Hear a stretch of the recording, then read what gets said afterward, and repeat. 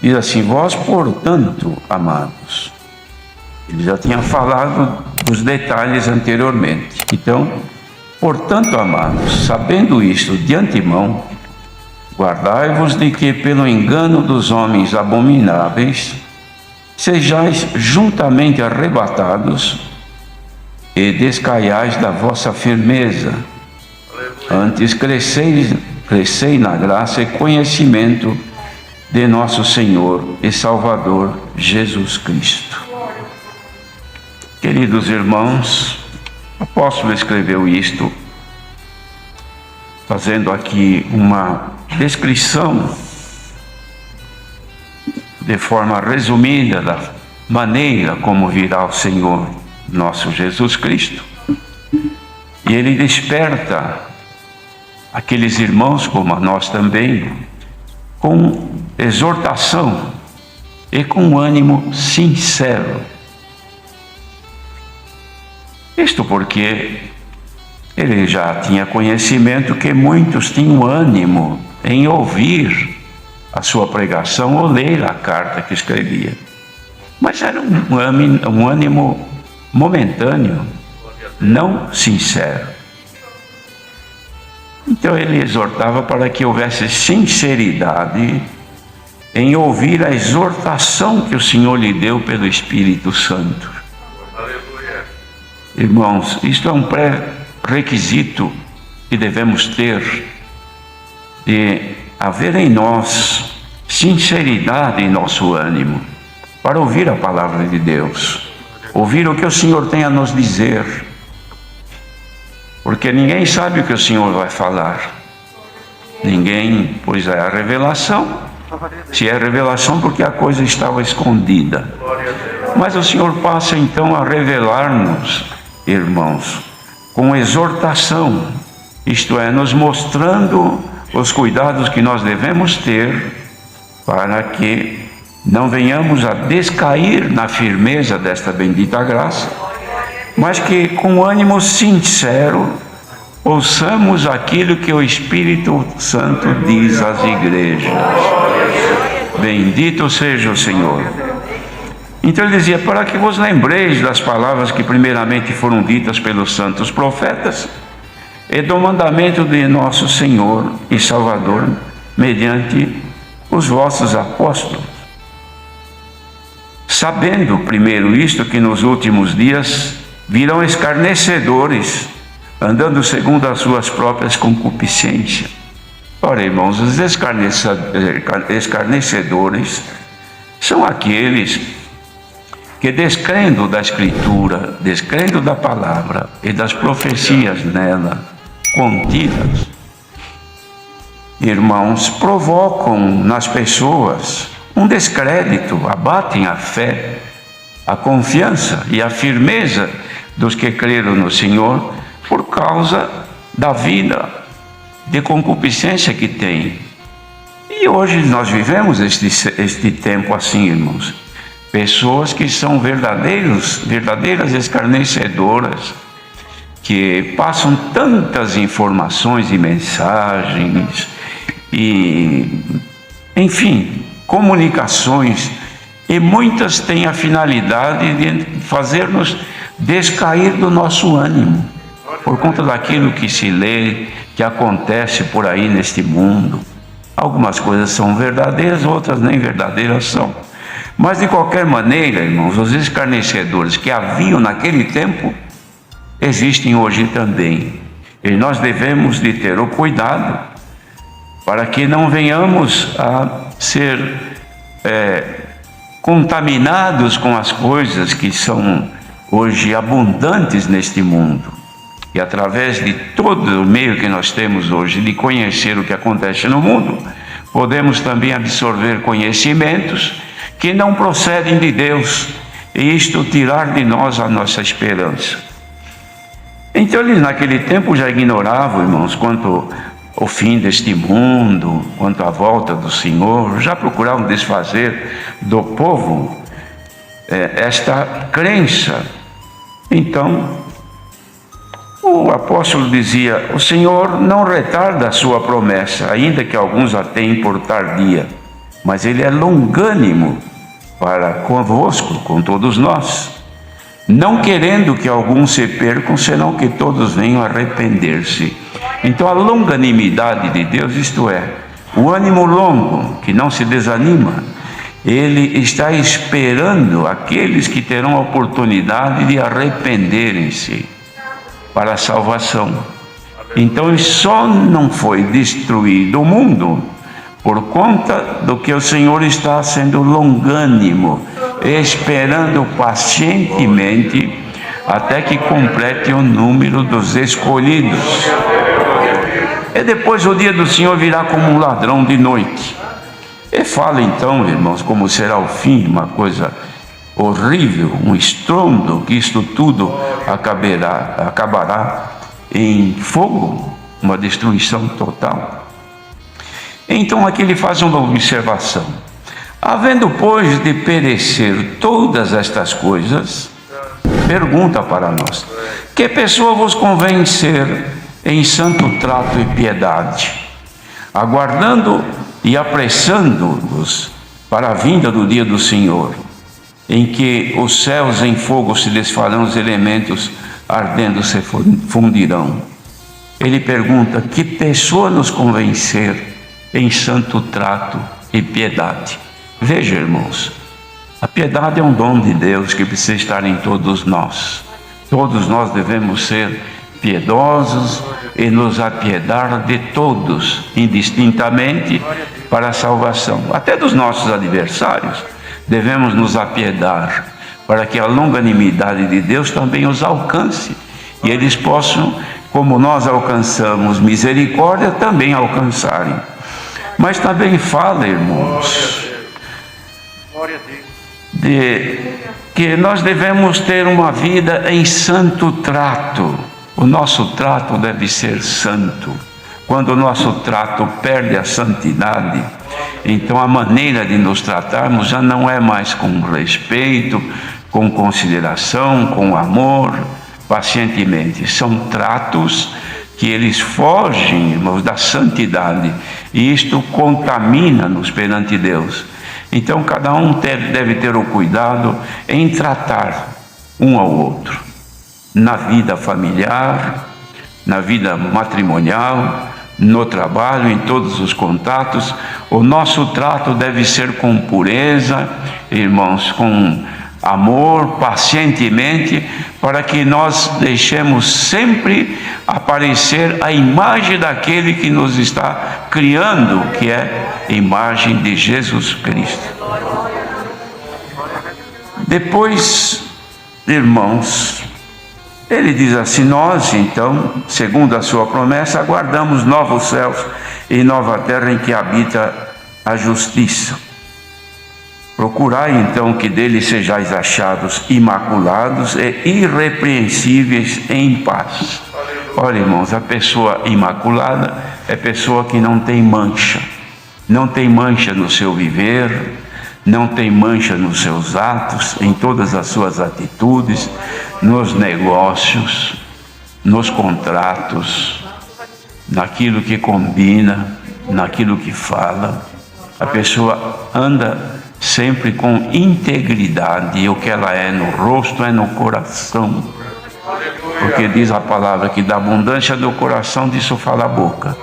Havendo abundante as coisas de Deus abundantes em nossa vida, o nosso rosto e o nosso falar, irmãos, demonstra que nós somos irrepreensíveis. Não há necessidade de sermos repreendidos, porque temos uma vida pacífica por causa daquilo que está dentro de nós.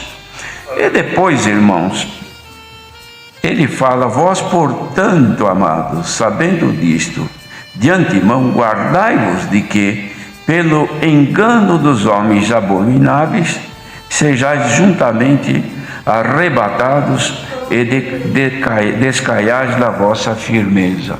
Guardai-vos. Queridos irmãos, quem nos guarda é o Senhor, mas a prudência nos faz estarmos debaixo dos cuidados do Senhor. Quem é prudente desvia-se do mal e o Senhor os guarda de todo o mal e de toda a aparência do mal. Os irmãos vejam, irmãos, que as pessoas que podem contaminar os fiéis, o Senhor já havia dado para ele um pouco antes, no final do capítulo 2, ele falava dessas pessoas que prometiam liberdade, mas elas mesmas eram servas de corrupção, porque dizia, porque de quem alguém é vencido, do tal também se faz servo.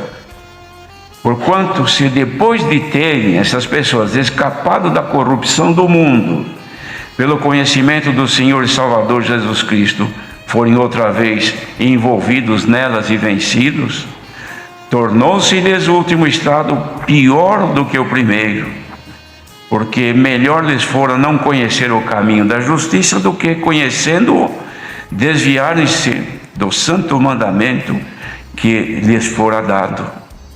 Deste modo sobreveio-lhes, e por um verdadeiro provérbio se diz, o cão voltou ao seu próprio vômito e a porca lavada ao espojadouro da lama. Quem é que cai nessa circunstância? Aqueles que deixam-se levar pelos conselhos dos ímpios, pelos pareceres daqueles que se afastaram da fé e doutrina e nos induzem ao erro. Mas o Senhor manda esta palavra nesta noite, irmãos. Não é para pôr ninguém com medo, mas colocar o temor de que sejamos apanhados por estes males que nos afastam de Deus. Ao contrário, a palavra vem para que sejamos cada vez mais próximos do Senhor. Então, ouvindo este conselho, caia sobre nós, irmãos, o temor de Deus, para que de maneira alguma venhamos a perder aquilo que já alcançamos. Porque hoje, irmãos, nós estamos como uma aeronave que ela está voando já numa altura de cruzeiro, ou seja, nos limites do seu voo, não deve subir mais do que está e nem baixar. Então, nessa altura, ela deve ter orientação perfeita do rumo e direção, perfeita do que está na frente, que o piloto não vê, mas aparelhos que existem, irmãos, indicam desvio quando tem que desviar a rota, depois voltar à rota outra vez, para que não entre numa situação de perigo, não possa colidir com alguém que saiu do seu rumo e direção ou da sua altura, pode estar até numa possibilidade de rota de colisão. Então, os aparelhos que tem, irmãos, que são devidamente aferidos e controlados, dão confiança ao piloto, porque ele sabe que quando precisa desviar é porque tem problema lá na frente, ou é uma tempestade, ou é alguma situação que pode desestabilizar aquele voo. Bendito seja o Senhor. A palavra, irmãos, ela vem aferir a nossa consciência, vem aferir aquilo que está dentro de nós, que nos mostra rumo, direção, altura que nós já estamos. Quem perde isto, irmãos, voa de forma cega, pode perder, irmãos, o rumo, nunca mais encontrar a direção a seguir, ou pode até precipitar-se, ou entrar numa rota de colisão e causar um acidente, ou pode entrar numa situação, irmãos, que venha um sofrimento e desestabilizar a sua vida espiritual. Então vem a palavra nesta noite. Quem está ouvindo, aceite este conselho, pois a virtude que o Senhor nos dá vai agora, irmãos, conferir aquilo que está dentro de nós, vai nos guardar que venhamos a tropeçar, vai nos guardar que venhamos a errar diante de Deus. Bendito seja o Senhor. Então, irmãos, no nosso voo, que nós estamos voando para a glória de Deus, quantos que colidiram e se desfizeram, explodiram e já não existem mais? Quantos que tomaram um rumo diferente já não estão mais? Quantos que não se abasteceram e estão com risco de cair? Quanto que entraram, irmãos, numa tempestade e agora perderam a estabilidade, estão em grande aflição. Que seja a virtude desta palavra suficiente para corrigir a rota de alguém que está se desviando. Glória ao nome do Senhor. E nos trazer, irmãos, numa rota de paz, numa rota que nós vamos servir ao Senhor com alegria. Se algum espírito, aproveitando a tua fragilidade, tem se aproximado de ti e te atormenta de dia e de noite, quer te fazer tropeçar, quer abater a tua fé, quer te fazer cair no desânimo e na descrença, o Senhor, pela virtude da palavra, se agora recebê-la, ela vai expulsar o tentador e fazer como o Senhor Jesus fez, irmãos, quando ele foi tentado, porque também ele foi tentado como nós somos. Por 3 vezes ele foi tentado e não cedeu em nenhuma delas. Quem estiver aqui agora e sente que a sua vida espiritual está sob efeito de tormentos e tem medo, tem pavor, não dorme de noite, não tem mais sossego e parece que o adversário quer te vencer, muitos pode ser que estejam numa rota tão difícil que o inimigo quer fazê-lo precipitar-se, tirar até a própria vida, envenenar-se, mas receba agora em nome do Senhor Jesus o poder que está saindo aqui, irmão. Quem está ouvindo está sentindo que a presença de Deus confirma em nós que é Ele que está falando. Seja repreendida toda a força do mal na vida de quem está sofrendo. Quantos que não cantam mais, irmãos? Quantos que não conseguem mais louvar a Deus? Quantos que não conseguem orar? Ajoelham-se e a mente se confunde quando vê está dormindo. Outras vezes está falando coisa que não tem nada a ver com oração. É porque está, irmãos, debaixo de um tormento espiritual. Ouvindo a palavra, não consegue absorvê-la. Quer abrir o coração, é como aquele que quer entrar em casa, mas perdeu a chave. Chama o chaveiro. Não é assim que nós fazemos? Cheguei em casa, meu Deus, perdi a chave. Eu não vou arrombar a porta. E procuro de toda maneira, não tenho, eu procuro um chaveiro. Ele vem lá, descobre o segredo, abre. Depois ele faz outra chave. O Espírito Santo conhece o segredo de cada coração. Se o teu coração não consegue abrir-se para receber o poder da palavra que está sendo manifesto aqui para os ouvintes, bendito seja o Senhor, e você não consegue, é porque está trancado. Seja aberto agora em nome do Senhor Jesus. A virtude que está passando aqui nos ouvintes presenciais, passe agora na tua vida. Santo é o Senhor. O Senhor quer ver o seu povo liberto, irmãos.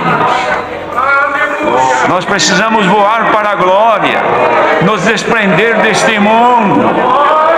Santo é o Senhor. Na medida que nós nos afastamos do Senhor, parece que uma sobrecarga cai em cima de nós. E nós vamos sendo puxados para as coisas deste mundo, para as atrações, para as diversões, para as ocupações. Não há mais tempo de meditar, não há mais tempo de sentir ao Senhor, não há mais prazer de glorificar a Deus, não há mais prazer de cantar. O hino que nós cantávamos e chorávamos, agora não se canta mais. Quantos que dirigindo seu veículo em estrada ou no trabalho, enfim, por aí, na comunhão o Senhor vinha, manifestava. Quantas irmãs que no seu lar cantando um hino que que não se canta mais. Glória ao nome do Senhor. E cantava um hino, e de repente o coração aquecia e o corpo vibrava. Era o Senhor que se manifestava. Ela punha o véu na cabeça, ajoelhava-se ali, orava, e a glória de Deus se manifestava. Tentação nenhum resistia. Glória ao nome do Senhor.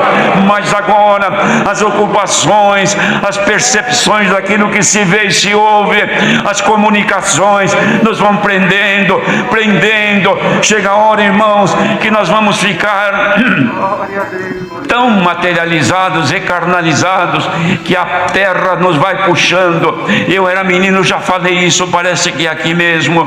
Eu era menino, irmãos, e uma vez eu ganhei um imã, e eu andava, amarrei num barbante e puxava ele assim na terra. Eu não via nada na terra, mas eu puxava ele. Quando eu pegava na mão, estava cheio de coisas grudadas, de ferro, que o imã puxava. Então eu vendo aquilo, eu dizia, não vejo nada aqui, mas ele puxa tudo. Por quê? Porque ele tem atração para isto. Ele puxa o que é de ferro. Eu não vejo. É como as fraquezas, não se vê, mas elas vão se apegando a nós. Fraqueza no olhar, no cobiçar, no pensar, naquilo que se lê, naquilo que se assiste. Isso vai pegando, porque a carne é carne, ela vai puxando o que é da terra. Então o que eu fazia, irmãos? Eu juntava um punhado de pregos de ferro e punha assim em cima da mesa, aquele montinho todo enferrujado, outros limpos, e pegava o imã assim e trazia.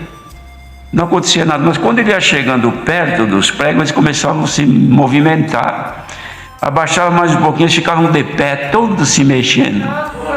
Chegava mais um pouco, eles pulavam e grudavam naquilo. Por quê? Porque tinha ali uma atração, irmãos, magnética, puxando aquilo que era de ferro. Mas se eu pegasse de um outro material, alumínio, metal, cobre, pusesse, podia chegar pertinho que não puxava. Por quê? Porque não tinha o ferro. Era um material que não se tornava magnetizado. Então não puxava. O crente, quando ele começa a se carnalizar muito, irmãos, ele vai sendo puxado pela terra, vai se prendendo na terra. Bendito seja o Senhor. E chega um momento que ele não tem mais, mesmo que venha alguma coisa para puxá-lo e subir, ele não se mexe mais, porque ele está preso na terra. E o que faz o Senhor, irmãos? Ele nos limpa daquilo que é da terra. Maus pensamentos, ira, ódio, vingança, impureza, concupiscência dos olhos, concupiscência da carne. O que é concupiscência? Ardente desejo dos prazeres carnais. Isso é próprio da natureza humana. Ninguém se livra disto, a não ser que a virtude de Deus te cubra hoje. Mas se estas coisas estão te pegando, a palavra de Deus te faz uma lavagem agora. Não é lavagem cerebral, mas te lava de toda coisa maligna e deixa o Senhor manifestar em ti. Irmãos, ninguém sabe quando virá o Senhor. Ninguém tem a vinda do Senhor por tardia. Muitos dizem que é vinda do Senhor, isso aí já há mais de 2000 anos que está aí. Mas ninguém ignore que um dia para o Senhor é como 1000 anos. O Senhor não retarda a sua promessa, e o Senhor não precisa vir coletivamente, Ele pode vir individualmente. Quantos que estão aí no prazer da vida e de repente um infarto vem e o leva, não deu tempo nem de dizer ai, caiu, já caiu morto. Por quê? Porque chegou o seu tempo. Bem-aventurado quem agora diante desta palavra não a estranha, mas a recebe e diz: despoja-me, Senhor, do que é terreno e carnal, e me faça agora estar ligado contigo. Se o Senhor agora chegar perto de ti e com a sua atração virtuosa você sentir, a tua carne não vai impedir a tua alma de gozar um pouquinho com as delícias que vêm do céu. Receba agora as virtudes de Deus na tua vida. Vem vença a carnalidade, vença o pecado, vença a tentação. Prova não te afasta de Deus, doença não te leva embora da presença de Deus, falta de dinheiro e aperto não te distancia de Deus, mas os outros prazeres podem sim te levar longe. Mas agora, apertado, sem dinheiro, provado, doente, não importa, você consegue agora abrir o coração e dizer: meu coração todo te dou, Senhor, receba agora o meu louvor. Dá para louvar ao teu Deus agora. Glória ao nosso grande Deus. Sejamos firmes e constantes, irmãos, porque ainda que o Senhor ainda não nos venha buscar, mas que Ele venha alegrar-se conosco. Olha, irmãos, tem aqui um capítulo que Salomão escreveu, que é interessante, que dá muito bem certo com o que o Senhor está falando agora. Ele escreveu, irmãos, que numa alusão entre marido e mulher, mas com Jesus Cristo e a esposa. E a mulher estava em casa, ela tinha já deitado, a esposa, e ele chegou tarde, já talvez pela madrugada, e quando ele chegou, ela percebeu que ele vinha, mas ela tinha se acostado no leito. Ele bateu na porta e disse: abre, amiga minha, pomba minha, abra-me, eu já passei no meu jardim, já colhi a mirra, já colhi também o meu mel, os meus cabelos estão cheios do orvalho da noite, abre a porta que eu quero entrar. Bateu na porta, ela fingiu, irmãos, uma indiferença e não abriu. Ele tentou, enfiou as mãos pela fresta da porta, pela fenda, e tentou abrir talvez a tramela da porta e não conseguiu. Mas o cheiro do perfume da sua mão ficou. E ela esperou, silenciou. Ela abriu, olhou, levantou da cama, porque ela disse: olha, eu já lavei os meus pés e já me acostei, já deitei. E viu o silêncio, abriu a porta, olhou, era madrugada, ele já tinha ido. Ela colocou seu manto e saiu pelas ruas da cidade buscando, e não o encontrou mais.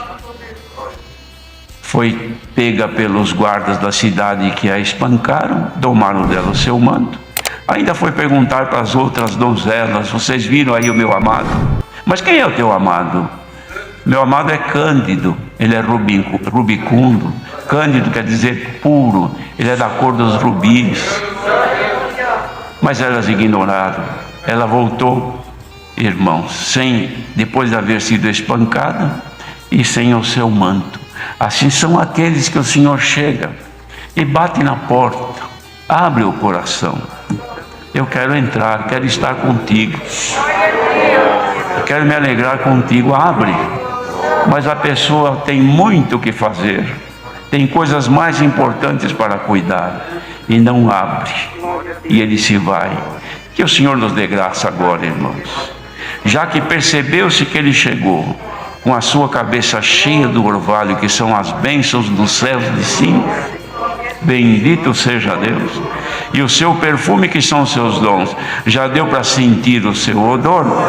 Que Deus dê a graça de abrirmos o coração e que Ele entre, que nos alegremos com a sua presença.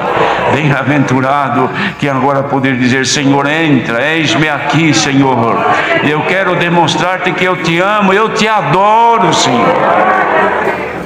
Então, certamente, irmãos, não vamos descair da nossa firmeza. E o hino 232 nós vamos cantar sempre com certeza: seguro estou de que Jesus me ajudará. Deus seja louvado.